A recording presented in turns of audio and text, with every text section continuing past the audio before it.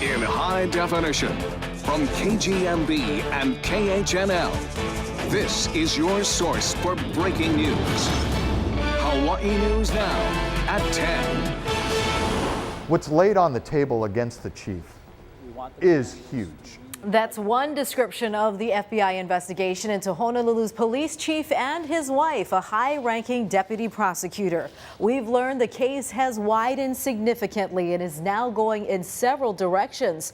A second prosecuting attorney from the San Diego, California office has been added. She will be assisting the lead prosecutor, who was appointed by the Justice Department. We've also learned that a handful of witnesses have already testified before the federal grand jury, many of them police officers. The grand jury will decide whether Police Chief Louis Kealoha and his wife, Catherine, will face criminal charges. Lynn Kawano broke this story months ago and brings us an exclusive report on the serious allegations against the chief and his wife. The most important thing to remember about this is not about the Kealoha stolen mailbox. This is a federal grand jury investigation into allegations of public corruption and civil rights violations. How a family dispute over money spiraled out of control and possibly turned criminal. County of Honolulu. Of the City and County of Honolulu. Congratulations, Chief. Thank you. They're one of Hawaii's power couples. Politically connected, one controls the nation's 20th largest police force, the other, the head of the Honolulu Prosecutor's Career Criminal Division. But law enforcement sources tell me the FBI has called dozens of witnesses from all levels of the police department to testify against them. To understand how they got here, you have to go back to when Louis Kealoha was sworn in as chief in 2009, when Catherine Kealoha pinned the badge on his uniform. Catherine threw him a lavish, almost $24,000 inauguration party a few weeks later. That money came from a bank account she shared with her grandmother, 93-year-old Florence Puana, who lived with her son, Gerald Puana, Catherine's uncle. But within months, $148,000 from that joint account was gone. That's when the relationship between the Kealohas and Puanas began to sour. The FBI investigation is looking into whether Catherine used her position as a top prosecutor and her police connections to gain an advantage in the family dispute. The grand jury is hearing about a number of incidents that raise red flags. By 2012, even more money is missing, hundreds of thousands of dollars, and the joint bank account is closed. The grandmother sent this one-page letter to the Kealohas saying Catherine borrowed around $300,000. The grandmother asks for repayment of the money. Catherine sends an angry 6-page response days later. She writes in all caps, "I have never, will never, or would never borrow, take, or even request to borrow any money from Florence Puana."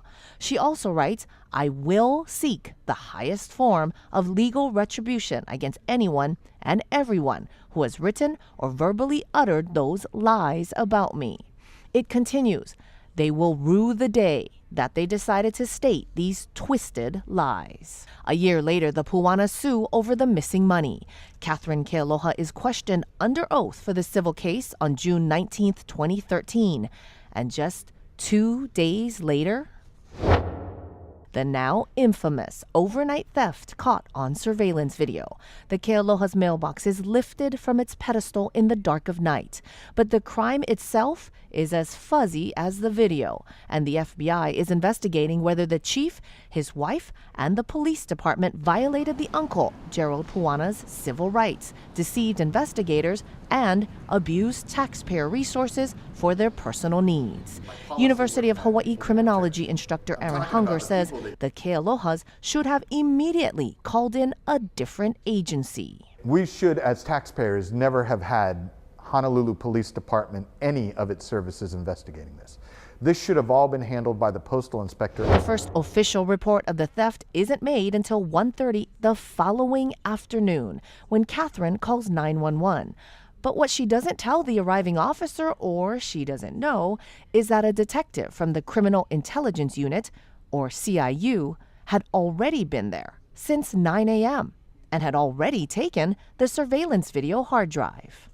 The question of whether the Kealohas hid the use of CIU officers is significant because the unit is federally funded and not supposed to be the chief's or his wife's personal security detail. CIU officers handled the evidence in the case, but none of that is in any official report. That job for CIU is counterterrorism, defeating organized crime, or reducing or analyzing widespread crime in the community. So who called CIU to the home? I know what it looks like, and there's no preferential treatment. Louis Kealoha tells the media in the weeks later that he reported the theft that night to his assistant chief, implying that she called CIU.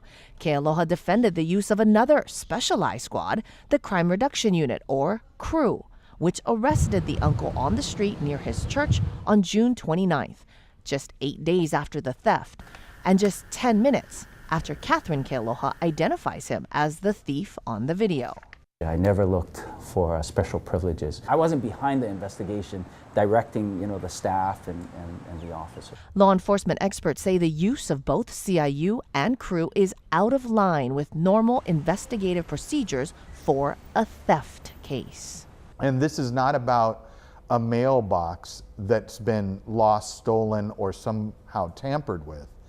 This is about a federal crime that wasn't turned over to federal authorities, was instead investigated by the victims in the case, who overstepped their power and authority granted to them by this community. In 2014, as the mailbox case heads to criminal court, the uncle's attorney claimed that his client was framed by HPD and that the mailbox theft was staged because of the looming civil case over the missing money. A key to his case, the mailbox itself, the one police say was stolen, is a deluxe model with a rounded roof, worth well over $400. But the mailbox that Google Earth shows was at the home at the time, and the one shown on the video appears to be a Gibraltar brand aluminum box, which rarely sells for more than $200, half the value. The defense would argue that this proves the value of the missing mailbox was trumped up, so the charge would go from a misdemeanor to a felony. But what they missed was that it was a federal crime. They didn't even need to escalate the price in order to make it a felony. It was a federal crime to begin with. Before any of this evidence was presented in court, Chief Kealoha caused a mistrial when he blurted out a prior arrest the uncle had. Since then, police sources tell me the FBI has tracked down the Kealoha's hard drive. Agents were hoping to view hours of video from that night, instead of just the 1 hour saved by HPD. Instead, I'm told some of the video has apparently been deleted. Sources tell me it's been sent to Quantico, Virginia, to the FBI lab to try to recover some of the images. The federal grand jury has been hearing the case for several months now, but it's far from over. More witnesses are still being called and more subpoenas could be issued soon. I'm Lynn Kawano, Hawaii News Now. Now, it is important to point out the Kealohas did win the civil trial against the Puanas. The federal grand jury could also decline to charge them. We did ask the chief and his wife for comment on this story. Both declined. Meanwhile, the police commission says Chief Kealoha's job performance exceeds expectations. That was a result of his annual job evaluation. It says Kealoha was successful in effectively managing the department and ensuring that public safety was maintained at all times. He has been chief for 6 years. Kauai police